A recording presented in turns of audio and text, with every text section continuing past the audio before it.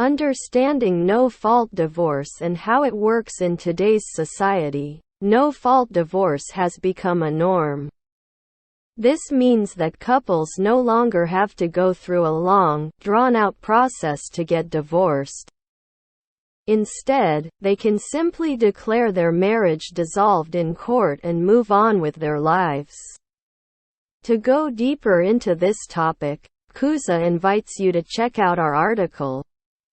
What is no-fault divorce?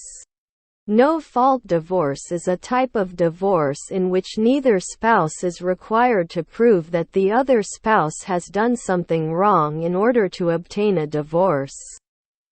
In a no-fault divorce, the spouse who files for divorce simply states that the marriage has irretrievably broken down and that there is no chance of reconciliation.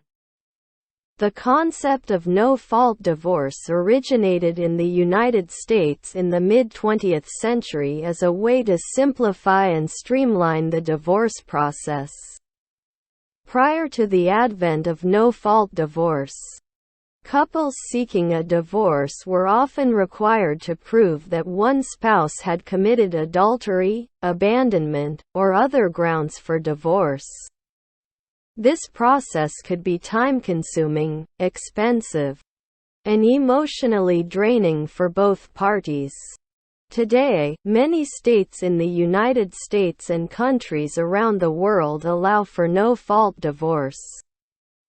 The specific laws and procedures for obtaining a no-fault divorce can vary by jurisdiction, but in general, the process involves filing a petition for divorce with the court, serving the petition on the other spouse, and then attending a court hearing to finalize the divorce.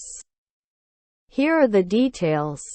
The legal process of no-fault divorce. The legal process for obtaining a no-fault divorce can vary depending on the jurisdiction, but generally follows a similar pattern: filing the petition.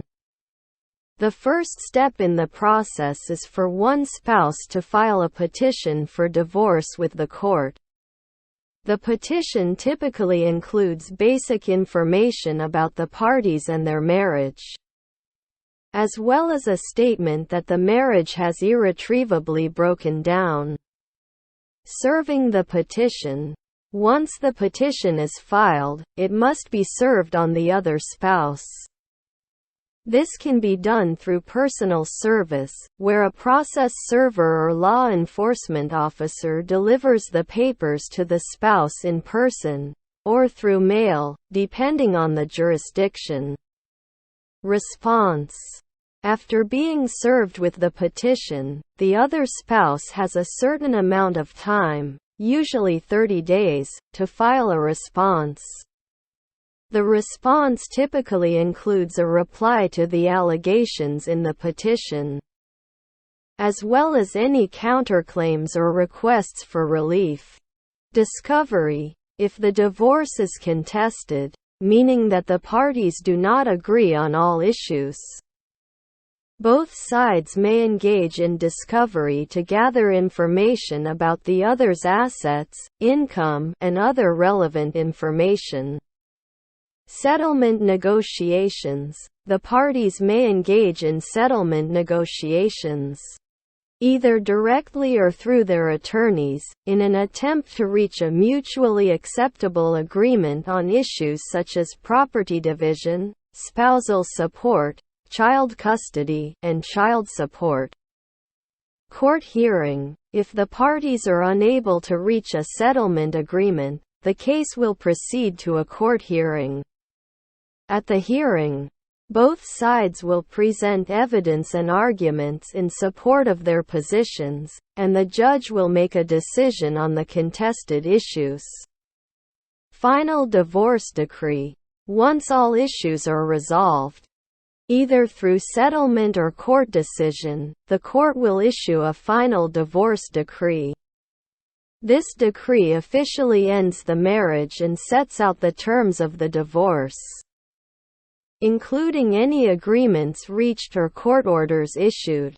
Benefits of no-fault divorce. No-fault divorce has a number of benefits for spouses who are seeking to end their marriage. Some of the main advantages are as follows. Reducing conflict. With no-fault divorce, there is no need for one spouse to prove that the other is at fault for the breakdown of the marriage. This can reduce conflict and make the divorce process less acrimonious. Streamlining the process. Because no-fault divorce does not require proof of fault, it can be a simpler and faster process than fault-based divorce. Both sides can save time and money by doing this.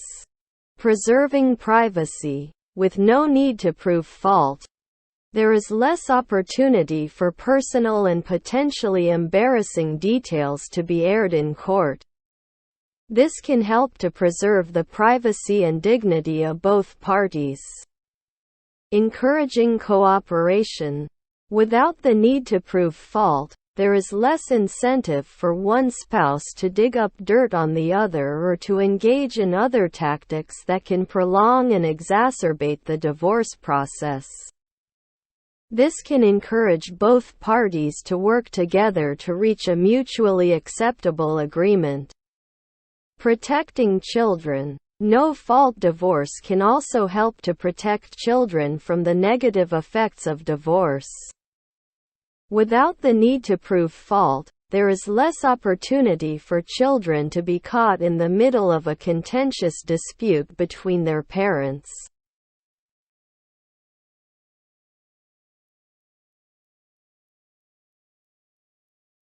Child custody and support in a no-fault divorce. In a no-fault divorce, the court will usually make a determination about child custody based on what is in the best interests of the child. This may involve considering factors such as each parent's ability to provide for the child's physical and emotional needs, the child's relationship with each parent, and any special needs or circumstances that the child may have.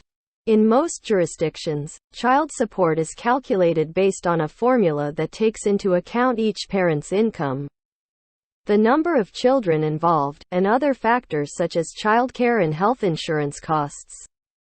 The goal is to ensure that both parents contribute to the financial support of their children in proportion to their ability to pay. In some cases, parents may agree to joint custody, in which both parents share equal responsibility for the care and upbringing of their children. This can be a good option when parents are able to work together and maintain a positive co-parenting relationship. When resolving disputes over child support and possession, parents may in some instances decide to use mediation as a tool.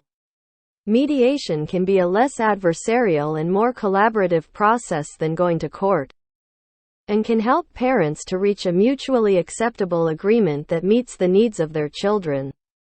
Final thoughts. Overall, no-fault divorce can be a more humane, efficient, and effective way to end a marriage, particularly in cases where both parties are able to work together to reach a mutually acceptable agreement.